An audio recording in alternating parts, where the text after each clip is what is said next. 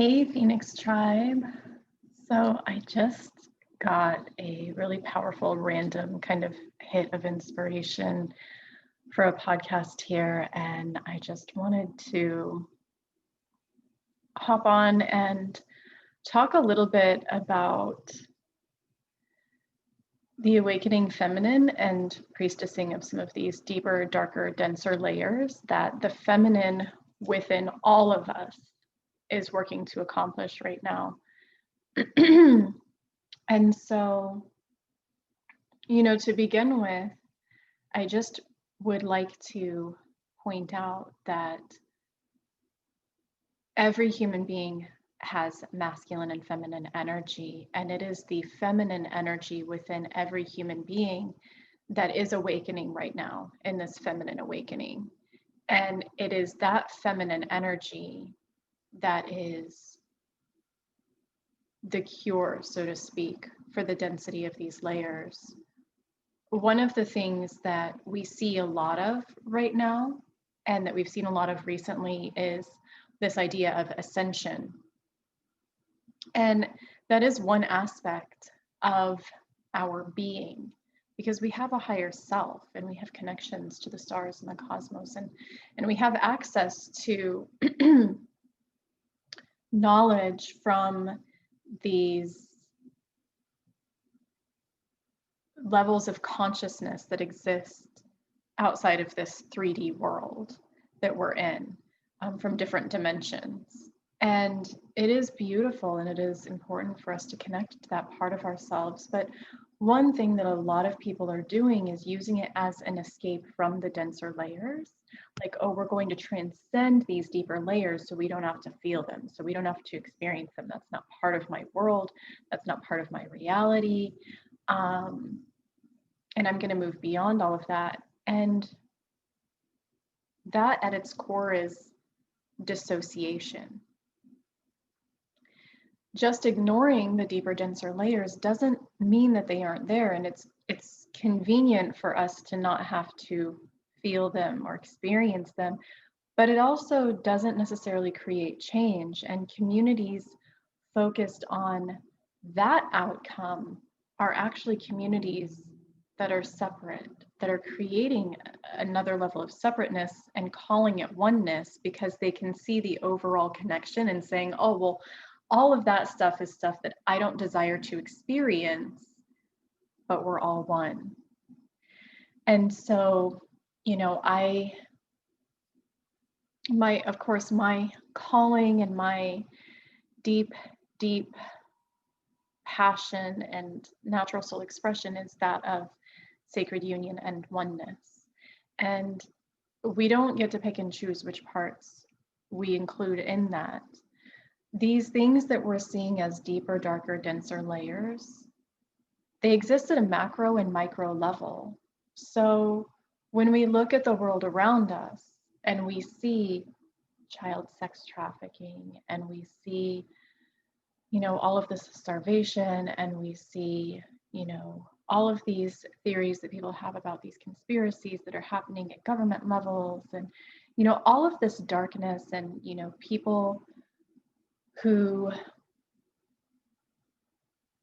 at some point in the kind of awakening process, we become aware of a lot of these things that are happening that have kind of been swept under the rug. The racism that's coming up, a lot of the things that have actually boiled to the surface over the past several years around racism and child sex trafficking and the subjugation of women, and the ways that the masculine often reacts to and treats the feminine.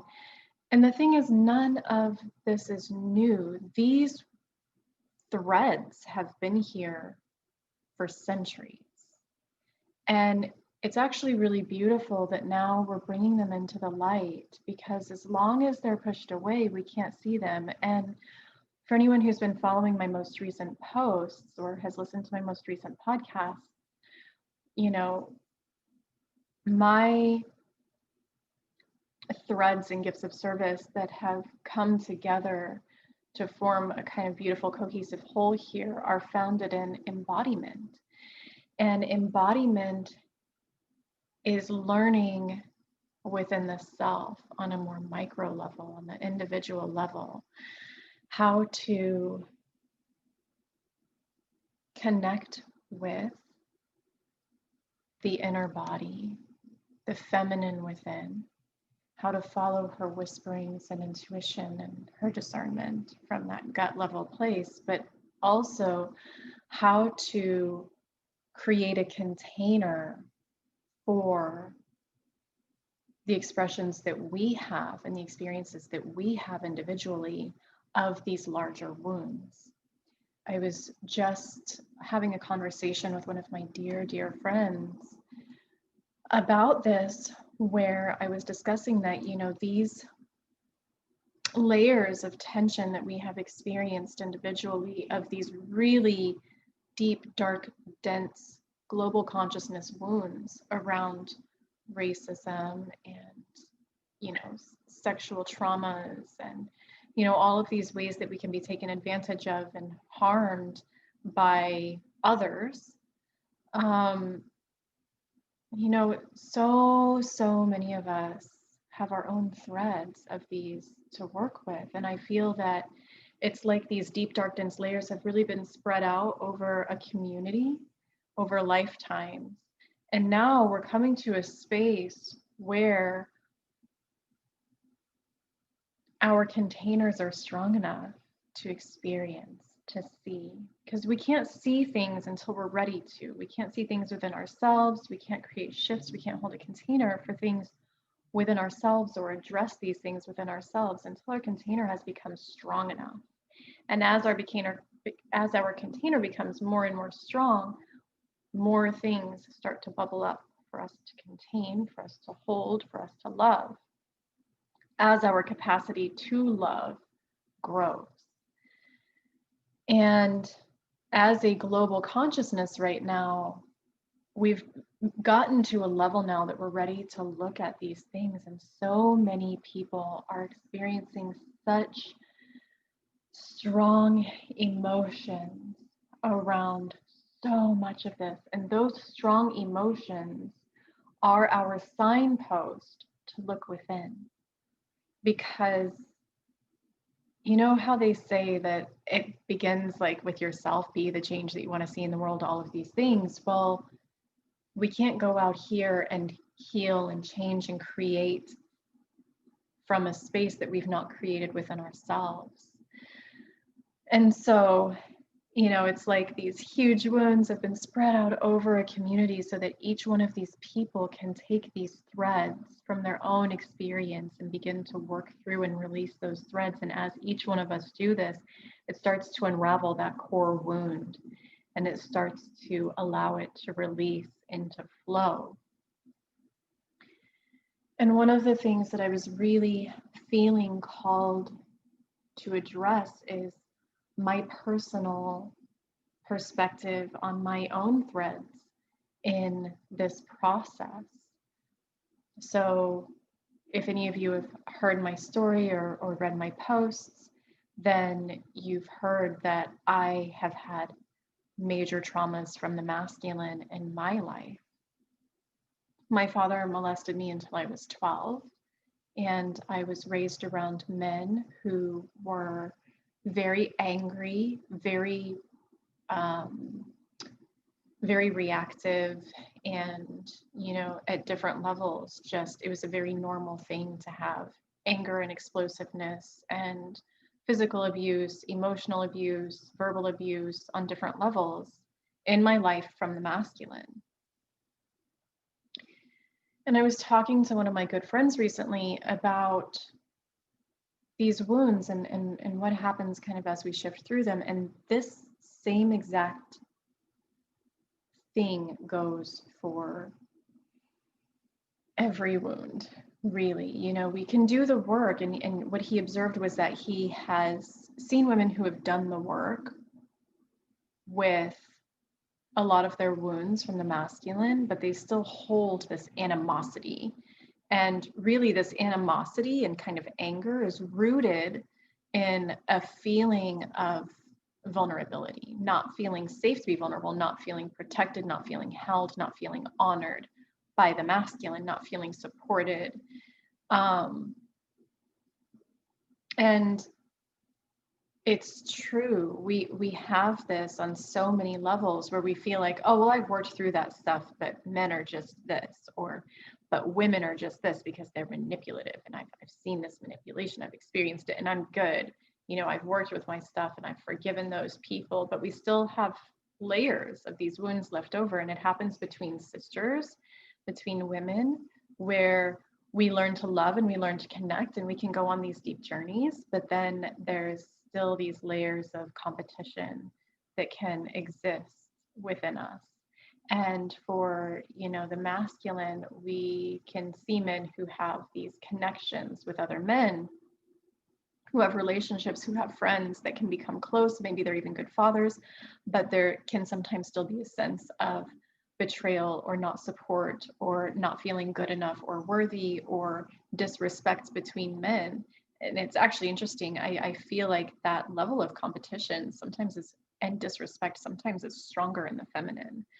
But in any event, you know, really you can look into any layer of these things, any layer of these different wounds, if you will, emotional wounds, and see these layers that there are for each one of us to go through within ourselves. Because if we're holding animosity towards something outside of us, toward an experience, toward a person outside of us, that's still a thread within us that's asking for attention. It's another signpost for us to go within. And, you know,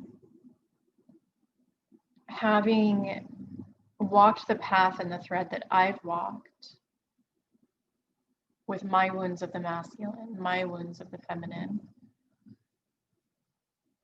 I can see so many layers of this. And one of the things that came up recently was that the path to healing is through the feminine.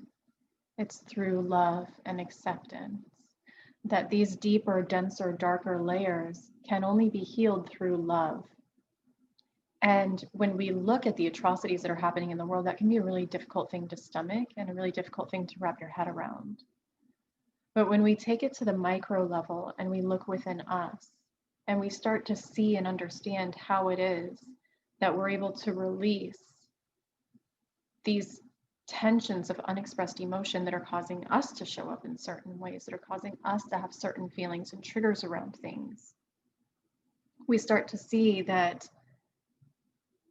it's only through connecting down into the body, the felt senses, feeling that security, feeling that safety, that acceptance, that love, and inviting, holding a container, a safe container to invite whatever you are feeling and to find your grounding and allowing whatever you're feeling to bubble up and express and journey with it.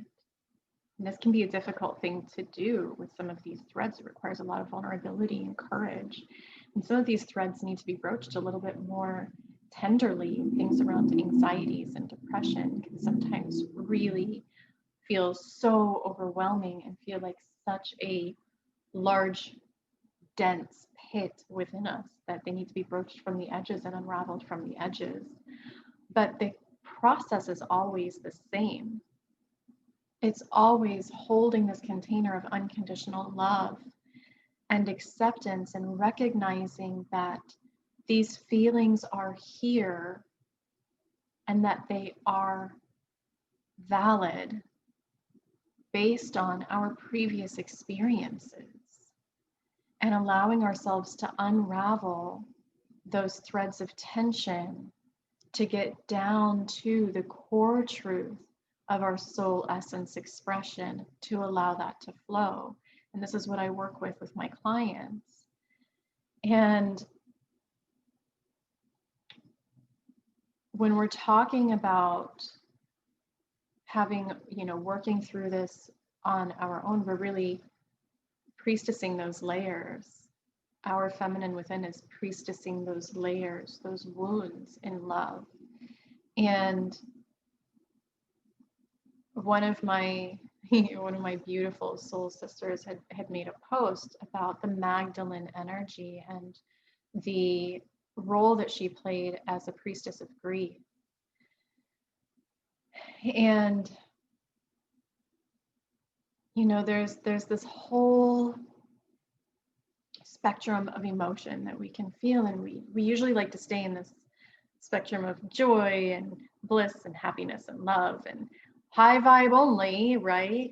But here's the thing: if you're unwilling to experience the grief and the pain and the darkness, you severely limit the amount of joy and light that you're able to experience. And it becomes very difficult to stay there. It becomes a very conscious process to stay there and to ignore those darker, deeper densities that are always going to be trying to bubble their way up, because really this is your inner feminine that's asking you for attention, and it will never stop.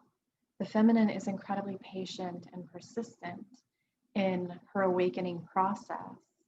And it is absolutely possible to dissociate and shut that down for some people.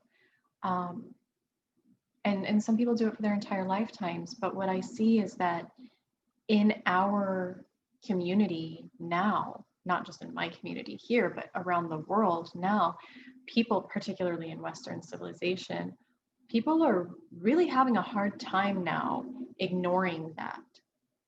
Those whispers and the insistence of the feminine to be seen, to be heard, to be felt, to be understood and witnessed is getting louder and stronger. And, when we start talking about taking this to the level of the global wounds and those really deep, dark layers of the earth, of this 3D, not the earth, but of the 3D existence that we have as a human race right now. And we start talking about taking it to that level and priestessing at that level, holding the container at that level.